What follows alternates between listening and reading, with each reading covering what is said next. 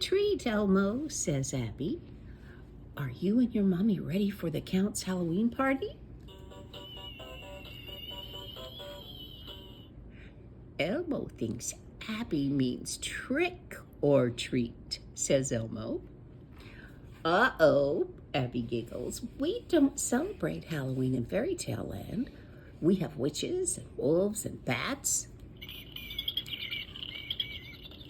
But the only ones that wear costumes are the wolves, who pretend to be grandmas. Where is Abby's costume? Elmo asks. Oh, right, says Abby with a wave of her wand. This fairy needs a costume fast. Nothing scary is all she asks. Poof! Abby is a bumblebee. Great trick, Abby, says Elmo. Now, let's pick up Grover. Grover answers his door and heroically declares, I am the brave and fearless Super Grover. Ah, giant bee. On the way to the party,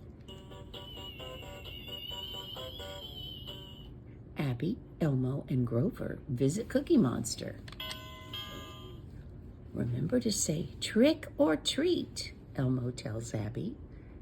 You never know which one you'll get. When Cookie opens the door, everyone shouts, trick or treat. Me love Halloween, says Cookie. He gives treats to everyone, including himself. It worked, says Abby. That's so magic. Next stop is Bert and Ernie's. Elmo, Abby, and Grover get ready to shout trick or treat, but nobody answers the door. Suddenly, Ernie pops out the window and yells, boo! When the trick-or-treaters see it is Ernie, everyone laughs at his trick. Elmo rings the doorbell again. This time, Bert answers with more treats. The friends finally arrive at the Count's castle. 1, 2, 3, 4 party guests, counts the Count.